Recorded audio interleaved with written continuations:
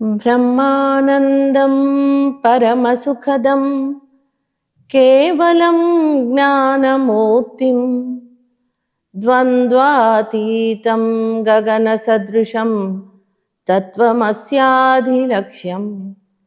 ఏకం నిత్యం విమలమచలం సర్వధీ సాక్షిభూతం భావాతీతం త్రిగుణరహితం సద్గురుం తం నమామి. అఖండానందబోధాయ శిష్యసంతాపహారిణే సచ్చిదానందరూపాయ తస్మై శ్రీ గురవే నమః. ఓం భూర్భువస్వః తత్సవితుర్వరేణ్యం భర్గో దేవస్య ధీమహి ధియో యో నః ప్రచోదయాత్. ఓం శ్రీ జగజ్జనని మహాయోగేశ్వరీ దేవ్యై నమో నమః. ఓం అఖండ గురుసత్తాయై నమో నమః. ఓం శ్రీ శ్రీరామకృష్ణ సమర్థ సద్గురుదేవాయ నమః. శ్రీ సన్నిధి ఛానల్ ప్రేక్షకులందరికీ కూడా శుభాశీస్సులు. పూజ్య శ్రీ శ్రీరామకృష్ణ సమర్థ సద్గురుదేవులు 2005లో ఈ శ్రీ రాజసూయ గాయత్రి మహాయజ్ఞ శృంఖల జరగాలని మహాసంకల్పం తీసుకున్నారు. వారు దావులూరి విశ్వనాథం గారు వారిని పిలిపించి ఈ శ్రీ రాజసూయ గాయత్రి మహాయజ్ఞము ఏదైతే వేదమూర్తి యుగద్రష్ట పండిత శ్రీ శ్రీరామ శర్మ ఆచార్య గురుదేవులు అందించిన శ్రీ రాజసూయ గాయత్రి యజ్ఞ విధానాన్ని మీరు తెలుగులో అనువాదం చేసి ఇప్పుడు అశ్వమేధ రాజసూయ గాయత్రి మహాయజ్ఞాల శృంఖల జరగాలని మేము సంకల్పిస్తున్నామని విశ్వనాథం మాస్టర్ గారికి చెప్పడం జరిగింది. శ్రీ శ్రీరామకృష్ణ సమర్థ సద్గురు వారు వెంటనే శ్రీ రాజసూయ గాయత్రి మహాయజ్ఞ విధానాన్ని ఒక చక్కగా ఒక గ్రంథ రూపంలో తీసుకొచ్చి పూజ్య మాస్టర్ గారి యొక్క మహాసంకల్పం అందులో పెట్టడం జరిగింది. ఇది పూజ్య శ్రీ శ్రీరామకృష్ణ సమర్థ సద్గురుదేవులదే కాదు, అఖండ గురుసత్తాది.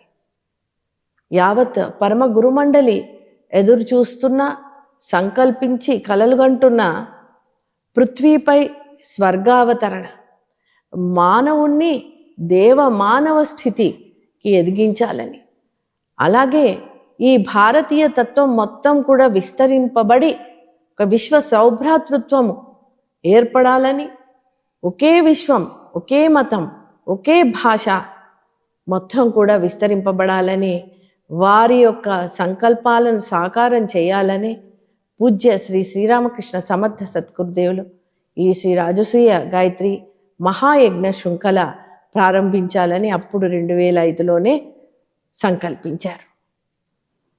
ఇంకా అప్పటి నుండి ఒంగోలు అలాగే గుంటూరులో మాస్టర్ గారు ఈ శ్రీ రాజసూయ గాయత్రి మహాయజ్ఞాలు నిర్వహించిన మౌంట్ శంబలాకి మాత్రం ఈ సంకల్పం 2013లో ఆగస్టులో వారు నా చేయిని దావులూరి విశ్వనాథం మాస్టర్ గారి చేతిలో పెట్టి మౌంట్ శంబలాలో శ్రీ రాజసూయ యజ్ఞం జరగాలి అని చెప్పడం జరిగింది 2013 ఆగస్టులోనే.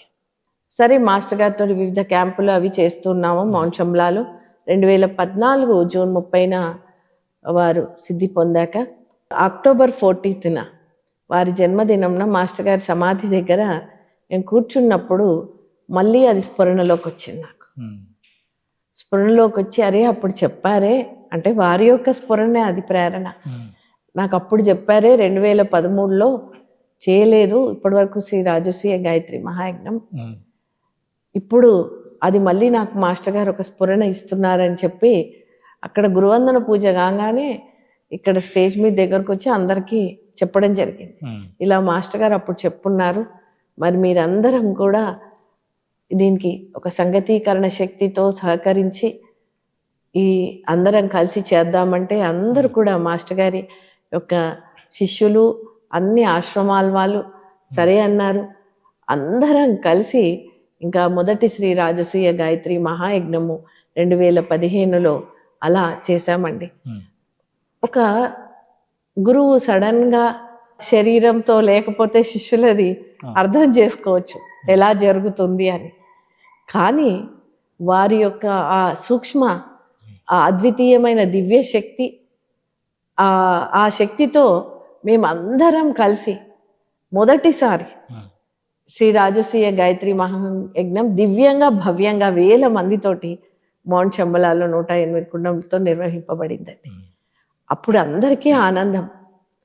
అంటే గురుగారు మనతోనే ఉన్నారు, ఇంకా మనము ఎన్ని పెద్ద పనులైనా చేయొచ్చు అనే ఒక పెద్ద విశ్వాసం, కాన్ఫిడెన్స్ అనేది అందరిలో రావడం జరిగింది, అన్ని ఆశ్రమాల వాళ్ళకు. అదొక పెద్ద జంప్, ఒక లీప్ అనొచ్చు మా అందరి జీవితాల్లో, మాస్టర్ గారి యొక్క శిష్య బృందంలో. ఆ తర్వాత ఇంక అందరు కూడా ఎస్ మేము కూడా చేస్తాం, ఇలాంటివి చేయొచ్చు, మాస్టర్ గారు మనతోనే ఉన్నారు, ఇంక గ్యాప్ అనేది లేకుండా అన్ని చేయడం మొదలెట్టాం. అలా ప్రతి సంవత్సరం కూడా త్రిరాత్రంగా దత్త పౌర్ణమి ఘడియలలోనే, అందుకొరకే డిసెంబర్లోనే చేస్తాం, 3 రోజుల పాటు.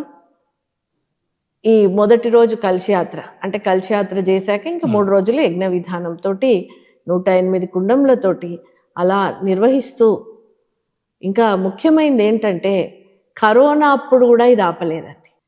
2019, 20లో కూడా 2019, 20లో కూడా శ్రీ రాజసూయ గాయత్రి మహాయజ్ఞం చేశాం. అందరికీ చెప్పాం, మీరు మాస్కులు ఏం పెట్టుకోవాల్సిన అవసరం లేదు. యజ్ఞాగ్ని దగ్గర ఎలాంటి సూక్ష్మ క్రిములైనా రోగ నిరోధక శక్తి పెంచుతుంది, రోగమును పుట్టించే ఏ క్రిమి అయినా అక్కడ నాశనం అయిపోతుంది, రండి అంటే అప్పుడు కూడా చాలా మంది రావడం జరిగింది. అప్పుడు ఏం చేసాము అంటే రికార్డెడ్ వర్షన్ కూడా అందించామండి. రికార్డ్ చేసి ఇండ్లలో దాని విధానము అన్ని చెప్తే దాదాపు 1000 మంది ఇళ్లలో చక్కగా అంత సామగ్రిని, వాళ్ళ యజ్ఞ సామగ్రిని సమకూర్చుకొని ఇక్కడ లైవ్గా చేస్తుంటే ఆన్లైన్లో కూడా చాలా మంది చేశారు. And that was a very big record అనుకోవచ్చు, ఒక మహాయజ్ఞము అలా చేయడం కరోనా అప్పుడు. సో అలా ప్రతి సంవత్సరం కూడా 108 కుండీయ శ్రీ రాజసూయ గాయత్రి మహాయజ్ఞం నిర్వహిస్తున్నాం. అయితే అందరూ అనుకోవచ్చు దత్త పౌర్ణమి ఎందుకు, ఎన్నో ఇంకా విశిష్టమైన పర్వదినాలు ఉన్నాయి అని కూడా అనుకోవచ్చు.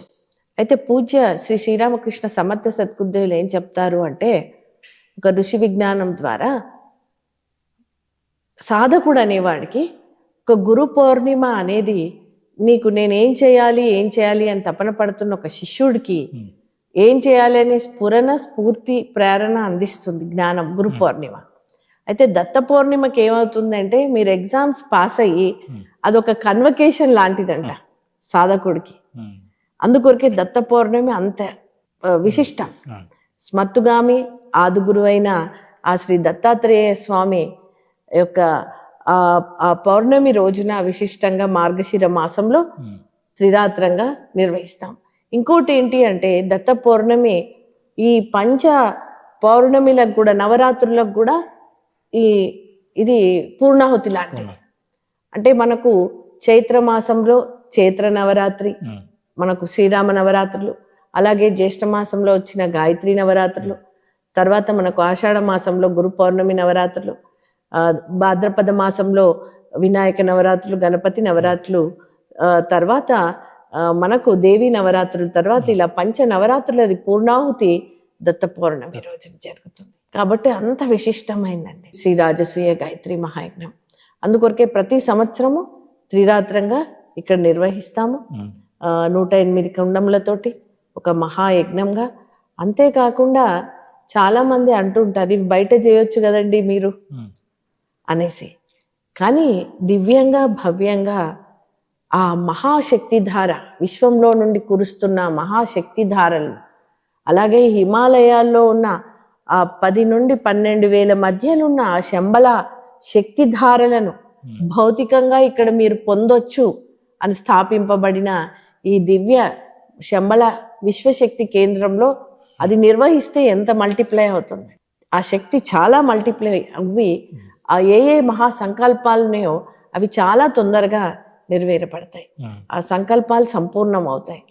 కాబట్టి ఇక్కడ శ్రీ జగజ్జనని శ్రీ మహాయోగేశ్వరీ దేవి యొక్క విశ్వకుండలిని శక్తి సన్నిధిలో, అలాగే అఖండ గురుసత్త దివ్య సన్నిధిలో, అంతేకాకుండా ఇప్పుడు 140 గోమాతలు ఉన్నాయి, శ్రీ గో మహాలక్ష్మి దేవత దివ్య సన్నిధిలో, ఇలా దివ్యంగా భవ్యంగా ఉన్న ఈ దేవత సన్నిధిలో అందరిలో కూడా, అలాగే శ్రీ దత్తాత్రేయ స్వామి దివ్య సన్నిధిలో, పూజ్య శ్రీ శ్రీరామకృష్ణ సమర్థ సద్గురుదేవుల మహాకాల శక్తి దివ్య సన్నిధిలో, ఇలా ఇంతమంది గురువులు దేవతలున్న ఈ దివ్య క్షేత్రంలో ఆ దివ్య సన్నిధిలో నిర్వహించబడితే ఇంకా ఆ విశ్వ కళ్యాణార్థమై నిర్వహిస్తున్న ఆ మహాసంకల్పం తొందరగా సంపూర్ణం అవడమే కాకుండా అందులో పాల్గొంటున్న ప్రతి సాధకుడికి భక్తుడికి చాలా తొందరగా వాళ్ళ యొక్క కోరికలైనా సంకల్పాలైనా నెరవేర్తాయి, సంపూర్ణమవుతాయి.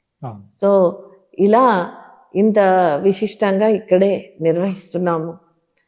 అయితే ఇందులో ఇంకా విశిష్టమైంది ఏంటి అంటే, అందరు తెలుసుకోవాల్సింది, మహాయజ్ఞాల్లో ఒక అద్భుతమైన శక్తి అలా ఉత్పన్నమవుతుంది, మహాశక్తి.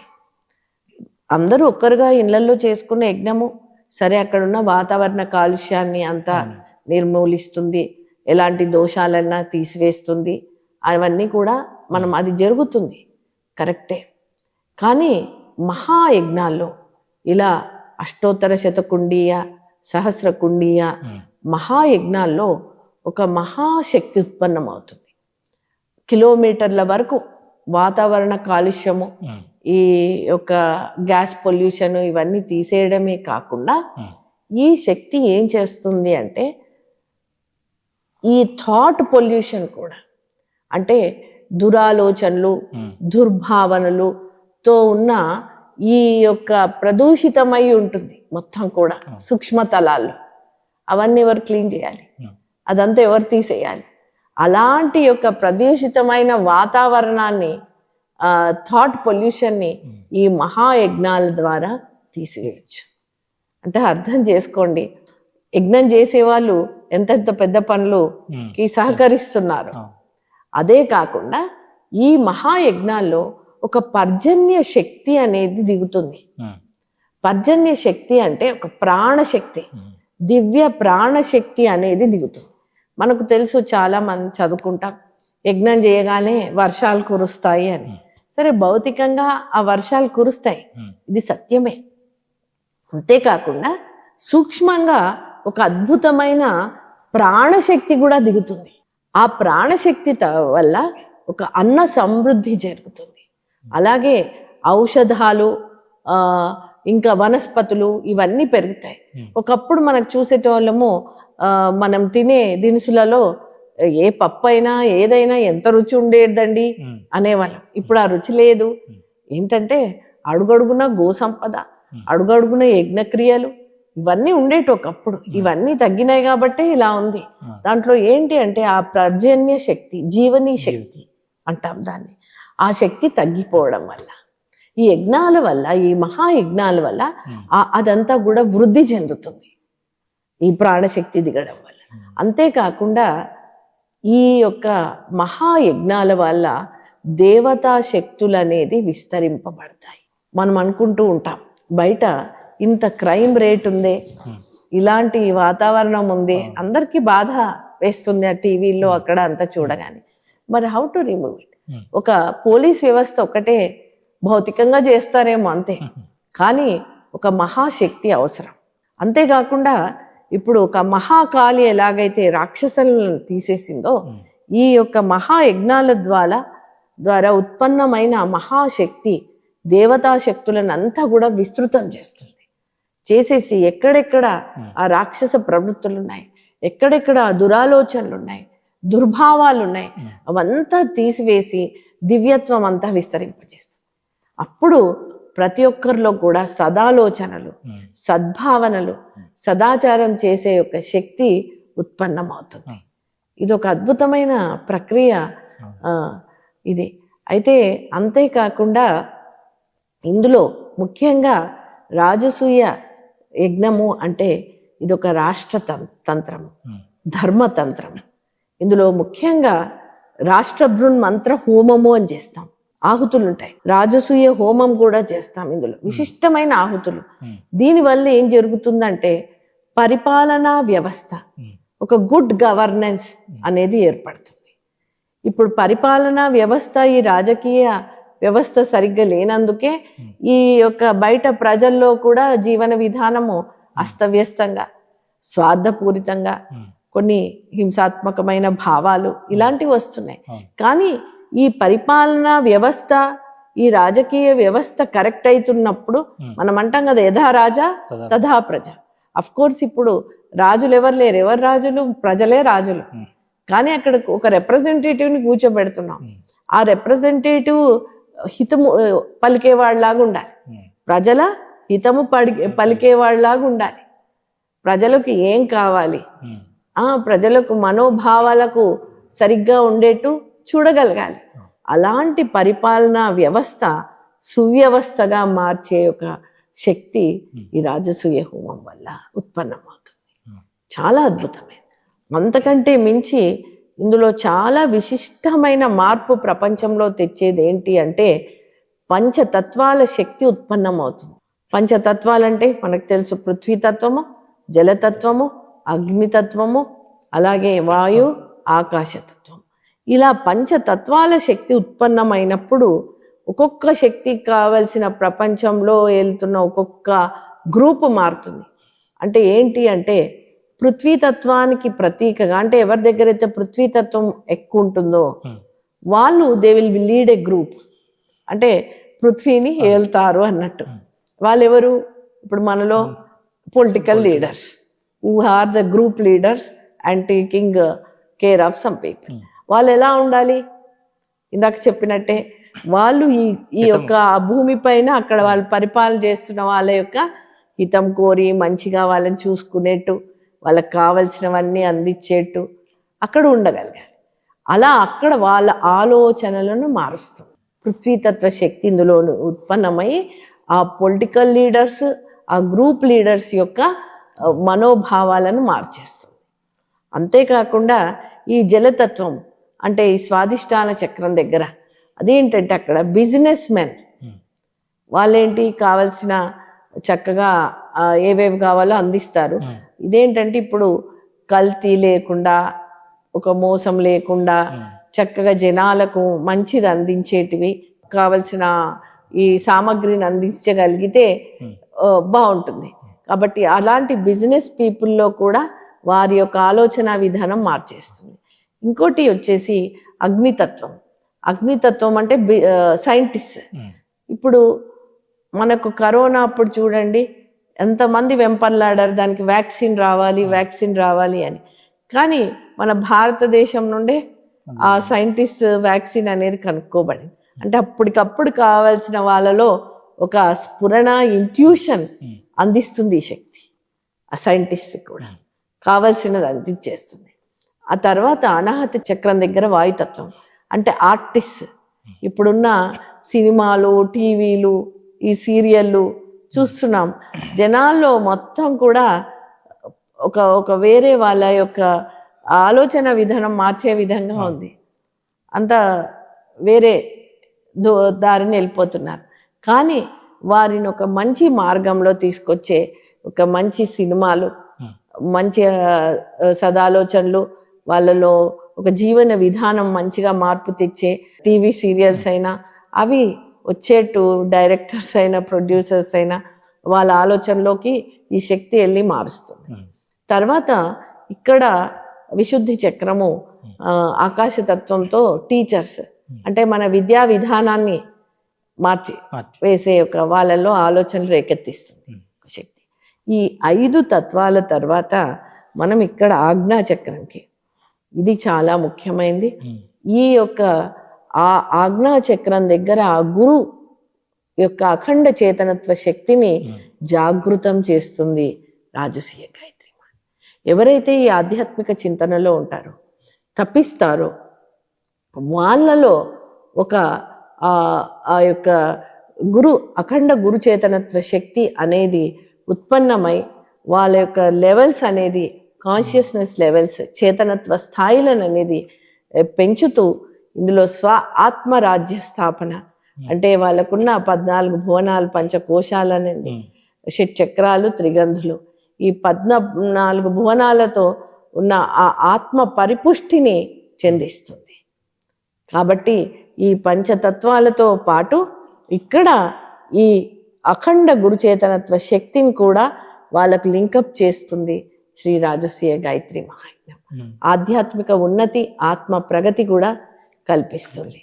ఇలా ఈ శ్రీ రాజసీయ గాయత్రి మహాయజ్ఞంలో ఇంత మహాశక్తి ఉత్పన్నమవుతూ వ్యక్తి నిర్మాణము, అలాగే ఒక కుటుంబ నిర్మాణము అంటే వ్యక్తిలో మార్పు, కుటుంబంలో కూడా మార్పు తెస్తూ, సమాజంలో మార్పు తెస్తూ, యావత్ ప్రపంచంలో కూడా మార్పు తెస్తూ ఆత్మ కళ్యాణము అలాగే విశ్వ కళ్యాణం కూడా చేసే ఒక మహాశక్తి ఉత్పన్నమవుతుంది శ్రీ రాజసీయ గాయత్రి మహాయజ్ఞం.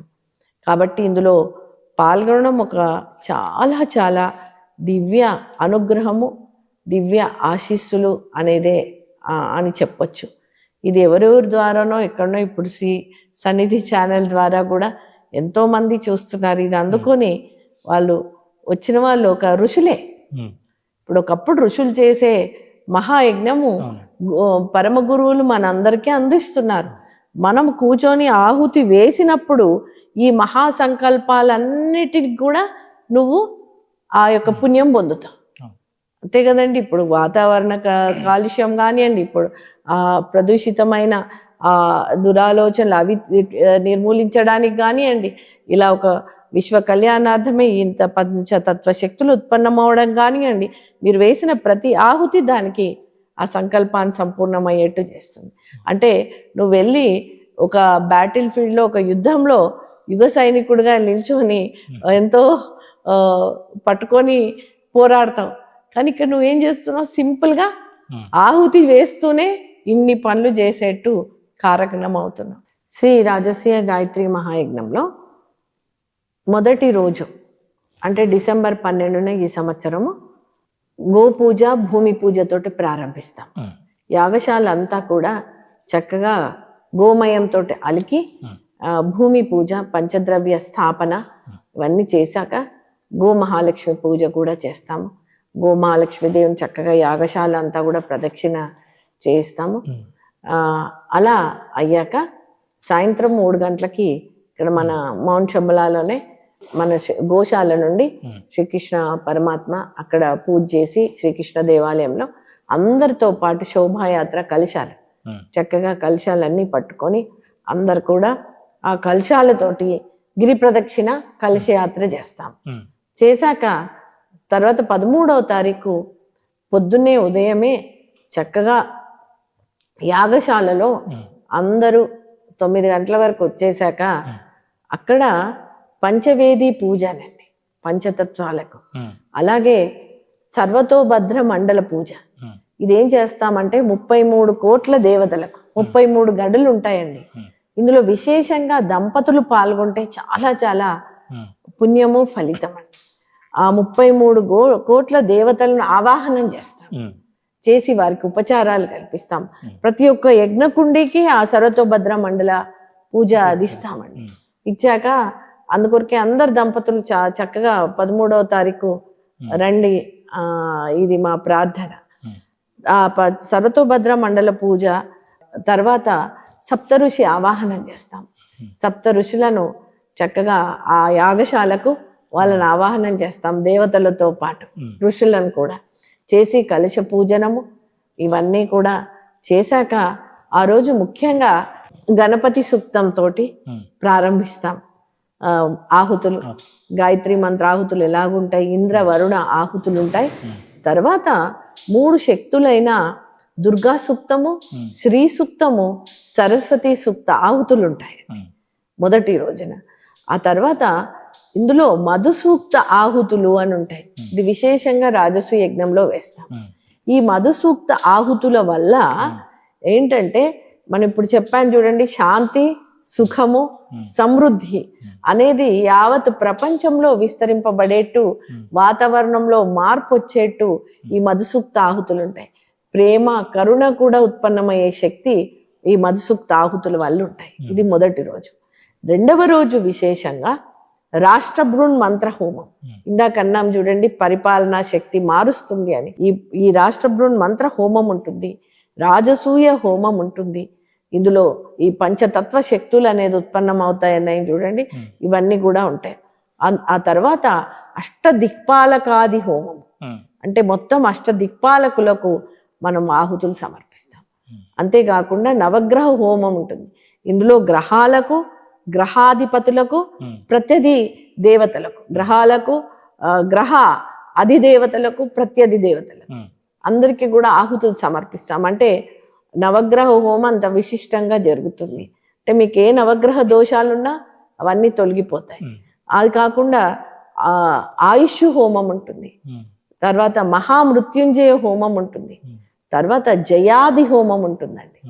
జయాది హోమం అంటే మనకు ప్రతి పరిస్థితిలో కూడా జయం కలిగే, ప్రతి పరిస్థితిలో కూడా అనుకూలమైన పరిస్థితి ఏర్పడేట్టు ఈ మహా ఆహుతుల వల్ల జరుగుతుంది. ఈ గాయత్రి ఆహుతుల వల్ల కూడా మనము ఒక అద్భుతమైన సవితా శక్తిని దింపుతాం. దీని ఏమంటారంటే సౌర సందోహన ప్రక్రియ అంట.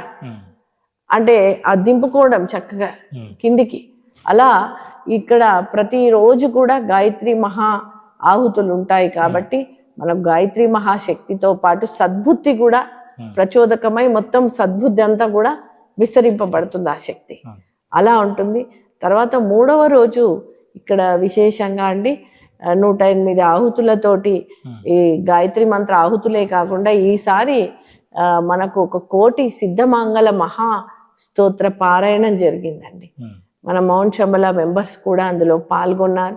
కాబట్టి ఇక్కడ ఈ పూర్ణాహుతి రోజున 3 సార్లు సిద్ధమంగళ మహా స్తోత్ర పారాయణ ఆహుతులను కూడా సమర్పిస్తున్నాం ఈసారి. 108 గాయత్రి మంత్ర ఆహుతులు కూడా సమర్పించి ఆ రోజు మహామృత్యుంజయ ఆహుతులు కూడా సమర్పించి పూర్ణాహుతి చేస్తాం. అయితే ప్రతి సంవత్సరం కూడా 3వ రోజు ఇక్కడ మౌంట్ శంబలాలో పంచవీర భద్ర విశ్వవిద్యాలయం అనే స్థాపించామని. ఈసారి 7th బ్యాచ్ కొనసాగుతుంది. ఆ 7th బ్యాచ్ యొక్క కన్వకేషన్ కూడా December 15th పూర్ణాహుతి రోజున ఉదయం ఉంటుందండి. ఆ స్టూడెంట్స్ అందరికి కూడా సర్టిఫికేట్స్ ఇస్తాం. చాలా బాగా 12 కోర్సులతోటి ఈ పంచవీర భద్ర విశ్వవిద్యాలయం ద్వారా చాలా బాగా స్పందన ఉందండి. మన ఇండియాలోనే కాకుండా చాలా మంది NRIs కూడా పాల్గొంటున్నారు. సో ఆ రోజు ఆ కన్వకేషన్ ఉంటుంది, వాళ్ళకి సర్టిఫికేట్స్ ఇవ్వబడుతుంది పూర్ణాహుతిగా. ఇలా ఈ కలశయాత్రతో, శోభాయాత్రతో ప్రారంభింపబడి 3 రోజుల పాటు త్రిరాత్రంగా శ్రీ రాజసూయ గాయత్రి మహాయజ్ఞము చక్కగా ఈ విశిష్టమైన ఆహుతులతోటి ఒక మహా శక్తిని దింపుకుంటూ అంతా ప్రపంచమంతా, విశ్వమంతా వ్యాపింపజేస్తూ మనందరం పాల్గొంటే ఇంకా అంత దివ్య అనుగ్రహము, దివ్య అదృష్టము అనేది చాలా చాలా ఒక సుకృతమేనండి. ఇందులో అందరికీ ఆహ్వానం, కుల మత లింగ వయోభేదం లేకుండా ప్రతి ఒక్కరికి కూడా ఆహ్వానం. ముఖ్యంగా చాలా మంది అంటుంటారు స్త్రీలు పాల్గొనొచ్చా ఇలా అంటుంటారు. కానీ చక్కగా మీరు దంపతులు అలాగే మీ యొక్క కుటుంబ సమేతంగా దీనికి ప్రతి ఒక్కరు కూడా పాల్గొనొచ్చు. ఒకటి ఏంటంటే భారతీయ సాంప్రదాయ వస్త్రాలతో రావాలి. పంచ, కండువ. మీరు స్త్రీలేమో చక్కగా పసుపు, ఎల్లో కలర్ ఉన్న శారీస్ తోటి, చీరల్లో మీరు వచ్చి మీ యొక్క కావాల్సిందంటే భక్తి శ్రద్ధలతోటి, దీనికి ఎలాంటి రుసుము లేదండి, ఏమీ రుసుము లేదు. వాళ్ళు వచ్చి ఏదైనా అంశదానంగా వాళ్ళు డొనేట్ చేసుకోగలిగితే చేసుకోవచ్చు. అది ఒక అదృష్టమే, ఒక మహాయజ్ఞంలో అందులో వాళ్ళు నాటుకోవడమే. కాబట్టి దీనికి అందరికీ కూడా ఆహ్వానమే. త్రిరాత్రంగా ఇక్కడ జరపబడుతున్న మౌంట్ శంబలాలో శ్రీ రాజసూయ గాయత్రి మహాయజ్ఞానికి అకామిడేషన్ అన్నీ కూడా అందిస్తున్నాము. ఈ చలికాలంలో వేడి నీళ్ళు కూడా పెడతాము. అందరూ రావచ్చు. కాకపోతే మాకు ముందుగా తెలపాలి. గ్రూప్గా వస్తాము అంటే మాకు ముందుగా తెలపాలండి. అలాగే కొన్ని బస్సులు కూడా హైదరాబాద్లో ఎల్బీ నగర్ నుండి మేము అక్కడ నుండి పెట్టడం జరుగుతుంది. కాబట్టి ఇవన్నీ కూడా వాళ్ళు మాతో కాంటాక్ట్లో ఉంటే తెలుసుకుంటూ ఉంటారు, రావచ్చు. ఉదయం 9 గంటల వరకు ఉంటే ఇక్కడ అన్ని వాళ్ళకు భోజన సదుపాయాలు అన్నీ కూడా ఇక్కడ సమకూరుస్తాం.